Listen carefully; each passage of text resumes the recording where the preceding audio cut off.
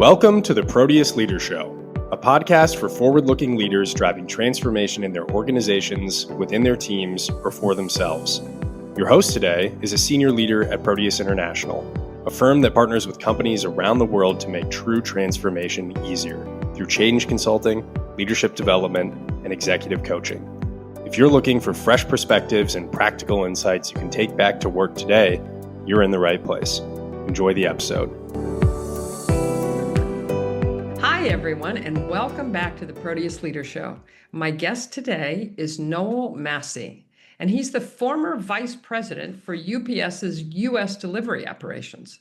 So before his retirement in 2019, he oversaw 200,000 employees, led by 12,000 supervisors. In this role, he supported and guided UPS's package delivery and logistics services in the U.S. Noel continues to mentor young leaders and supervisors. And today, we're going to be talking about his new book, Congrats, You've Been Promoted. So welcome to the show, Noel.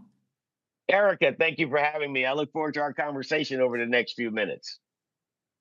Yeah, me too. And I think our leaders will find this really valuable. Many of them are new managers, and many more of them support new managers. So I think this will provide some great insights.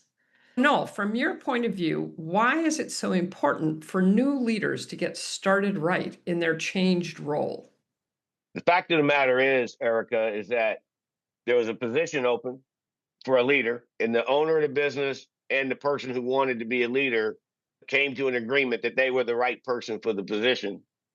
But what happens after that is there's no investment in development in the new leader. And what I saw in my 40 plus year career, particularly when I was president of U.S. delivery operations for UPS, where I had 12,000 individuals leading 80,000 delivery drivers. That being said, derailment would happen in the first 3 years. And I also saw when I ideated the book and talking to other peers, I was chairman of the board of the LA Chamber. So I knew a lot of presidents and general managers. Training budgets were being cut pretty heavily. So I wrote this book, Congrats, You've Been Promoted. Here's the book. It gives the newly promoted leader and the business owner the ability to have congruence. And what do I mean by congruence? It's a development position. Congratulations, Erika. I am promoting you today. And a big part of that promotion, Erika, is that I am your coach. Everyone's had a coach. Michael Jordan had a coach. Kobe Bryant had a coach. Because understand, you will run into things that are complicated in leading people. And I want you to be successful. You're one of my best employees. Now you're going to be the leader, and success is what I'm looking to help you be so that we're successful. So the book is not just for the newly promoted leader.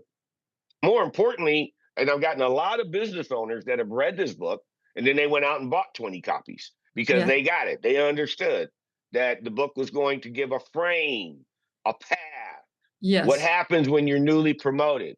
Situations come up. They're spontaneous. An employee's paycheck is wrong. They come at you hot. They're angry. What do you do in that moment? And the book teaches and coaches that moment. The book also teaches and coaches what the importance of value-based leadership in a very intentional way, right? What do I mean by that? People say that all the time. When I do talks on this, and this is 100% the case, every time I do a conference talk on this, I talk about intentional leadership. People have heard that forever. They go, what is that? It means you intend to create something. And I use the example, what about intentional chair making? Leadership's no different. How you want it to be, how you want it shaped. And the most foundational important principle in leadership is integrity is important. Integrity matters. And once people have no doubt of your personal integrity, they will follow you and even forgive you the mistakes you make. But here's the story, okay? How do you create an environment where everyone gets integrity? It's not hard. And then you can create that in 3 minutes. You walk through the door and go, hey, team, good morning. How's everyone doing? And this can't be a moment because something's bad. It needs to be because they just see you as such. Good morning, team. We're going to have long days, hard days, tough days. And today probably going to be one of those. But we're never having a day that lacks integrity. We're not having a bad integrity day. Remember, that's how we operate, team. We're never having that moment, right? Two things that you've said so far that I absolutely love and that I really want to highlight. Okay. One is the mindset of the coach for the leader. And I think most new leaders and their leaders don't necessarily have that I'm That's your right. boss. I'm going to be your coach. I'm not just your boss. I'm going to help you through the hard times. I'm going to help you figure out how to get better at doing the things that are hardest. That's fantastic. And I love what you just said about integrity. I love you announce it day one and then you follow through because then you're on notice. Then your people are going to be watching to see if that's actually how you show up, right? That's right. And the same thing applies, Erica, to any value-based foundation. If you run a business, tell me what are the most important things in the business. You know what you're not going to say to me? Ethics, integrity, fairness. You're just not going to say those things. That's just human nature. And I tell new leaders, I have a couple really gifted young men in Cincinnati that run a real estate partnership. And when I met them, they had 12 people. Now they have a couple hundred. But Bob and Josh, fit that dynamic perfectly. Hard workers, understood the real estate business. They were started off flipping houses together, blah, blah. Now they own 5,000 units or something. But I said, listen, at the end of the day, your business is going to look like your behavior as a leader. Does integrity matter? They're like, yeah, of course. Are you ethical? Do you want your employees to be ethical? I said, you both got kids, right? How do you treat your kids? Do their values matter? And they were like, yeah, of course. I said, so how do the values of the 20 people in that room over there, how are you developing their values? Company, you're the leaders. Okay, you're not the boss. You're the coach. You're the head coach. Just Right. like an NFL football coach, you have to develop your team, and it's something that's not situational. I said, head coaches during games don't go inside and eat a sandwich while the team is playing. Okay, they coach them all Right. the time. Your job as a business owner is to coach them all the time. And if you have a general manager as the owner, you coach that person all the time, not Yeah. sometime. Yeah. And Yeah. you give them the opportunity to sit in front of you and be transparent and get your help. And you coach them. I say you can't give criticism, which is the poison, without the antidote. Formative feedback should never be provided to an individual. Formative, which is to form a behavior, to coach, to train, without giving motivational feedback. And in the book, I talk about the importance of 4-to-1 feedback and the 4-to-1 feedback model, formative and motivational. But a newly promoted leader is not going to know that. So you talk about hard days. There's always hard days. There's always hard situations. What would you say are the biggest watch outs, the biggest thing that a newly promoted leader should be careful of and that their boss should help them be careful of? They need to watch out for a few things, not just one thing. But the first and most important thing is to understand they're being evaluated. You're always being evaluated. Yeah. There are no casual moments in leadership. Your people are evaluating you. They're Yes. looking at your actions and your behavior all the time. So you Fun. don't get to be casual. You're going into a profession of leadership. You're not going into casual. Oh, that's such a great insight. One of the things I used to say when I was coaching leaders is your behavior is always under a microscope and you're always talking with a megaphone. Everything you're saying is being heard, everything you're doing is being seen. And it turns into things, and people are sizing you up. Yeah. And the biggest and most important behavior I tell newly promoted, you need to realize you have to always be professional. It is a profession. Let me frame that for you. If you were a professional mechanic and you're working on someone's car, you don't do that casually. You're a professional, right? When you're Right. standing in front of a team, everything you say needs to be aimed at development and outcomes. End of story. Not that you can't talk about the football game last night. Yeah. Understand, you get to have lighthearted moments with your team, but they need to always see you as a pro. And that means you can't have favorites. Yeah. Yeah. You don't get to have favorites, period. I don't care if your best worker is your best worker. Your people need to see you as a fair leader. And you need to say, in our group, fairness matters. Everyone's going to carry their weight equally in this group. There's not going to be any bias, any favoritism in this group. And if you Yeah. think that's happening, come talk to me. If you think you see me doing that, come talk to me. But you set the terms and conditions, which is the foundation of the book. I talk about the principle of terms and conditions Yeah. of value-based leadership. And if I were to say, Erica, I want you to write down 5 things that are non-negotiable for you to be in a relationship, any relationship. And you're going to write them down, and they generally look the same. Listening, respect. People don't sell you their dignity, right? You don't get Right. to yell at them and dismiss them. And if you keep doing that, you are violating their terms and conditions. Now, think about it like this. If you go park in a parking lot, there are terms and conditions to put your car in that lot. We have a no liability clause. If the wheels are stolen, These are the terms and conditions. That's your problem. Okay. If you get a warranty on an item, it has terms and conditions, an airline ticket, an app you buy. There are always agreements to use that. Same thing happens with people. When you hire them, there's an agreement. They're selling you their sweat. They're selling you their energy. They are Yeah. not selling you the ability to disrespect them. So Mm. I talk about that in the book, the terms and conditions of value-based leadership. And that's actually the talk I give at conferences, the terms and conditions of value-based leadership. And I it's a real thing. Yeah, And when and it's people, such a that's right. practical way to talk about such a critical human element. Because as you just said, we all have those terms and conditions, That's but right. too often, any bosses, but especially new bosses, they don't think about that. Are you violating that person's core principles? You're not going to last long. Yeah, they're going to quit you because people quit people, not Yeah. companies. They're going Yes. to quit you. That's right. And the 100. owner's going to go, oh, well, they weren't that good riddance. But all of a sudden, they keep turning over and turning over and turning over. Yeah, exactly. All right, so this is so great. We always promise practical. So, what would you say are some of the key things that a new leader can do starting today to make sure they're the best leader they're capable of being? Well, for selfish reasons, I'm going to say, Reed, congrats, you've been promoted. That's good. Good advice.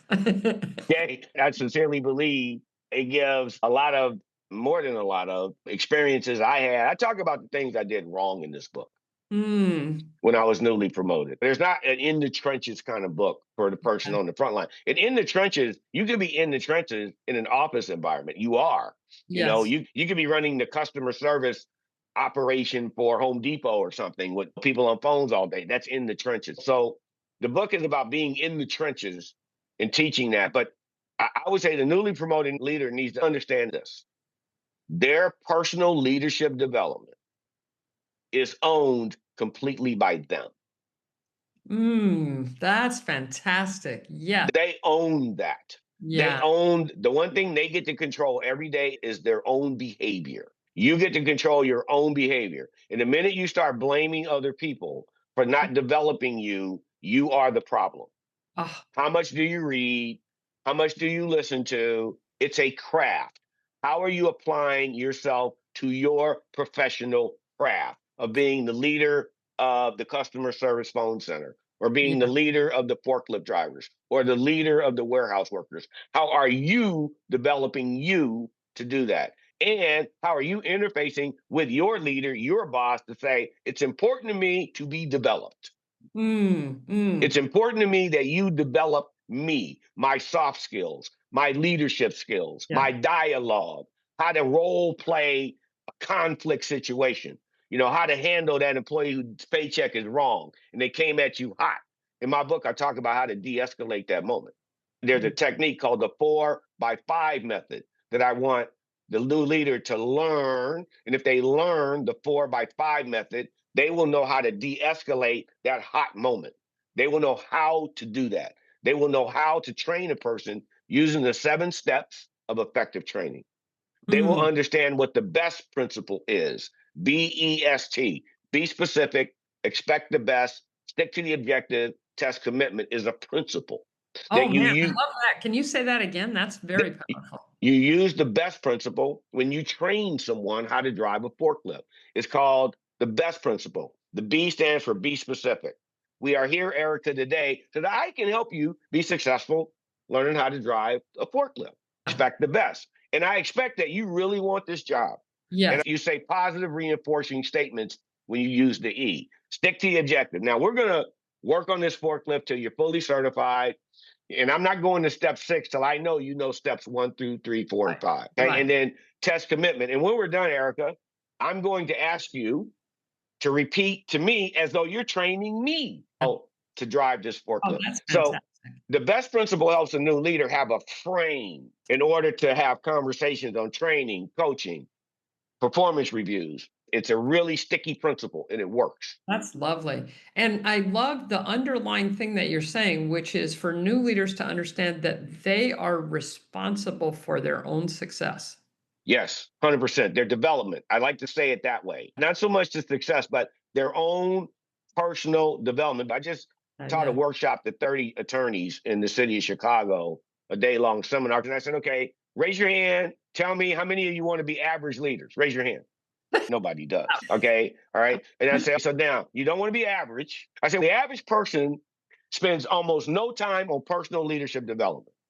So if you're not average, tell me how you're not average on personal leadership development content that you read this week. You sat down with someone under you this week and you read it together, or you have a plan and it's on how to handle conflict resolution, how to create fairness in the workplace. So tell me, if you didn't raise your hand on the average question, then I'm going to go around the room and I want to hear you explain that to the group. And then I go, never mind, I'm not going to do that. I made the point I'm making. The whole point is, as we get going today, I want to start in the right place. That yes, you are average. And what that means is that the average person doesn't do that. And if you want to be better than average, it means you're going to do that. And that's how we kicked the day off. And of course, it went really well. And I had some amazing reviews from those 30 attorneys of what they got out of that day. Yeah, this is so great. And I know we're just scratching the surface, but I really appreciate you sharing such great, practical, real world stuff.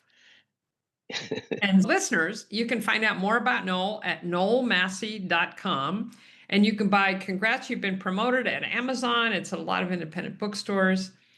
And to find out how Proteus supports leaders and their teams, just go to proteusinternational.com.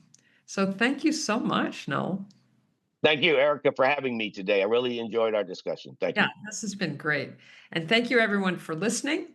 And until next time, here's to creating the life you truly want. Thanks for listening to the Proteus Leader Show. We hope you're leaving with ideas you can put to use on your team, in your organization, or in your own career. To learn more about how we support true transformation through change consulting, leadership development, and executive coaching, visit us at proteus-international.com. Until next time.